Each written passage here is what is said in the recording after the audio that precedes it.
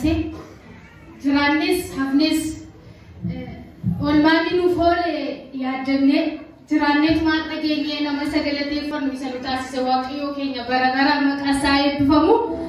Waaqayyoo anaan na gargaareera. Ani nama akka Waaqayyoo gargaarame keessaa ishee tokko akkitti na gargaara Waaqayyoo anaan akka addaati. Garuu Waaqayyoo naa olee keessaa waan muraasa waanuma lama wayii dubbachuun barbaade. Si jalqabaa namoonni asirratti sagantaa keessatti kan beektu ta'a. Na maqaa kee na iddoo jirtu yookaan iddoo irraa dhufte jechuudha. Tuwaa Waaqa si godhe isa kana tooranii dabarsuu dandeessa. Waaqayyo bara baraan jiraataadha. Lafa kana kan inni waan lafa kanatti naate keessaa waan lamaan dubbachuu barbaada. Ani tajaajiltuu waldaa kanaati. Adaamichi Mokonnin Addunyaati.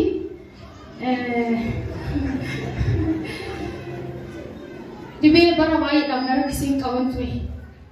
Seenaan keenya Yesuusiin bareede malee nuunoo araara isaatu nu baay'atee nama irraa nu godhe. Kanaaf gargaarsa abbummaa isaa waan jennu waan biraan qabnu waan ta'eef galateeffachuu dhumatu nurraa barbaachisa waan ta'eef sababbiin gargaaramu koo isaadha waan ta'eef al takkaa Waaqayyoon harka keessa walitti buusaa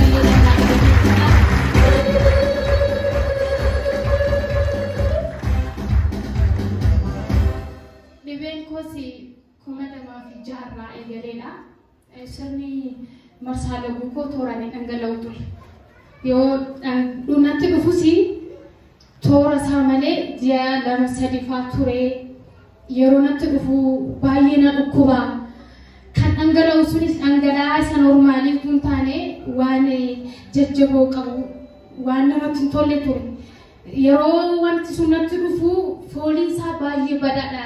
Walgahii akkanaa kana keessa deddeebi'uu natti ulfaata ture baay'ee na rakkisaa ture. Waggaa 8 yoo xiqqaate waan akkasii narra ture. Waldaa sinumaan deema. Guyyaa tokko garuu eeyyamamoo ta'eetu ani deemee tajaajiltootaan rakkina akkanaa qaba jedhee of ibsee akkanaa kadhatanii fi carraan qabutti gargaaramne ture. Rakkina kana baay'eetumaan deddeebi'aa ture. Guyyaa tokko garuu rakkinni kun bara baay'ee narra tureera. Nan saalfadha namatti dubbachuu. Mana yaalaa deemeera. Mana yaalaa deemee ultrasound ilaalame. Annecha gadamessaa qabda waan ta'eef ati Paawuloositti si barreessinaatti operaasyoonii taatee gargaaramuu dandeessa. Meebii naan jedhanii shakkii natti dubbatan. Garuu Waaqayyo guyyaa isaa eegee guyyaa tokko na gargaara waan ta'eef jecha isaanii yookiin immoo labsii ta'e san hundumaa keessa kootti accept godhadheetu ofirratti iddoo kenninee fi numan deddeebi'aa ture utumaan kanaan jiru. Guyyaa tokko paastorii keenya asii leenjii tajaajiltoota waldaa keenyaa kennanii guyyaa qidaameetii ji'a sadaasaa keessa natti fakkaata. Nan ture turuun koos immoo mirkaneeffachuu fidi malee olma Waaqayyoo naaf oolee dagadhee miti.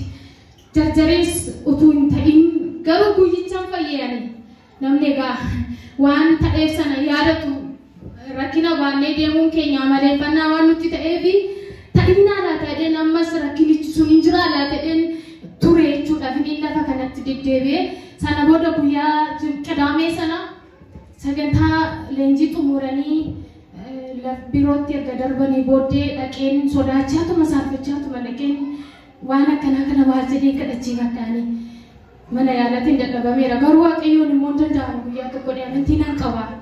Eeyyamamoo taane malee Waaqayyoo danda'a akka ta'e nan beeka. Garuu lakkaa Waaqayyoo waan nu gochuudhaa barbaade fedhii keenyarra dhaabateetu malee humnaan dirqamaan cabsee yaada garaa keenyaa keessa seenee waan gochuudhaa barbaade san tasuma gochuu akka hin dandeenye jecha paastoriin keenya fayyadamanii yeroo hundumaa Waaqayyoon hojjisiifachuudhaaf Waaqayyoo free will yookiin immoo natsaa fiqaad barbaada kan keessan yeroo isaan jedhan jecha sana of keessatti yaadaa ture. Guyyaa gaafa sanaa ani maal fan akkasiin godhu jecha paastoriin keenya jedha sanitti maafan dhimma ba'oodhee yaada mootiin bakka Waaqayyoon na gargaara saalfii tokko malee dhaqee itti madhee nan fayyaarra jedheen eeyyamamoo ta'een dhaqeen paastoriidhaan ba'anii jiru isaan biiroodhaa paastor saalfachaa uuman ija koon iyyuu akkasitti ol jedhee isaan ilaalle na dhukkuba rakkinni kun bara baay'ee narra ture rakkoo akkanaa qabanaa kadhadhaan jedheen maaliidhaan jedhan akkas jedheen isaanitti haasa'e sana booda harka kee kanaa garaa keerra kaadhinaan jedhaniitu naa kadhatanii adda koo kana na tuqanii ati bilisanaan jedhan immediately hammi dhangala'uusaa yeroo san iyyuu narra jira ture laguun kooyi bakka hammi dhangala'uusaa yeroo dhaabadhu baay'ee ulfaata ture dhaabachuudhaaf hin danda'amu ture waan dubartiin fayyadamtuu fayyadamee daqiiqaa tokko dhaabachuu hin danda'u danda'amnaan ba'ee jijjiiradhee dhimma itti ba'a ture yeroo dhuma isaan naa kadhatanii sagalee isaan irratti baasassan amantii waan fudhadhee kananan hin hir'ate battaluma sanatti jechuudha dhangala'uusaa waaqayyo abaarsa kanarraa adda baaseera lakka anatu hojjisiifachuu dadhabe malee waaqayyo koo hojjechuudhaaf guyyaasaa yeroo kamiyyuu haalli sandaan geessu jedheen galateeffachaa warra namatti sun dubbannee fudhadhee galee egaa ammaa waaqayyo naaf oole kanadha abaarsi sunis narraa adda ba'ee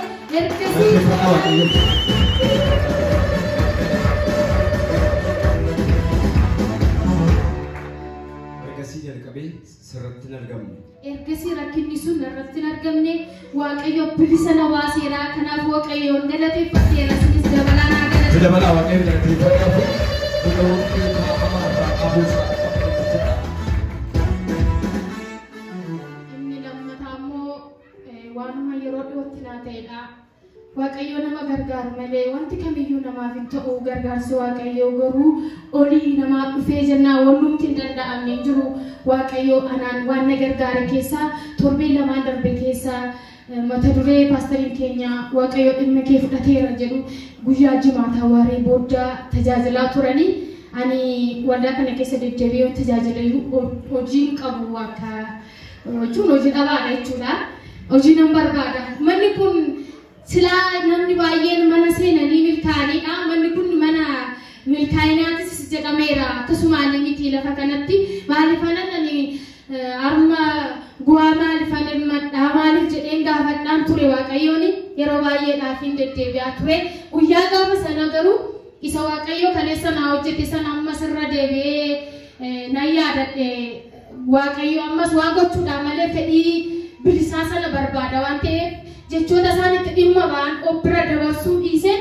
of keessatti qabadheen anaafis hin ta'a guyyichi kun anaafis seenaadha jedhee tanan mata duree sana qabadhee barreeffadheen waan baay'ee isaan dubbachaa turanii jecha isaan dubbachaa turan keessaa afaan guuttee nam tokko dhugaadha jedhanii yeroo isaan dubbatan gad jedhee utuma isaan haasa'aa jiranii barreessaa ture aanadha namni afaan guutee boor dubbatu kana booda hojii dhabdumaanis taa'ee yeroo akkasumaan hin fitu hojiitti ba'anis jedhee kanan amantiidhaan fudhadhee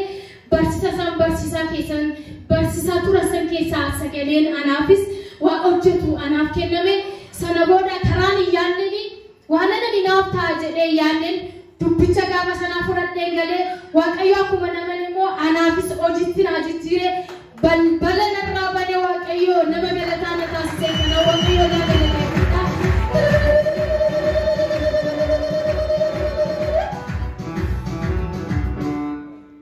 Gooftaan eebbifamu isa hundumaa godheef balbala hojii baneef lola'uu dhiigaa irraa dhaabeef irra deebi'aa waaqayyo galateeffadhaaf.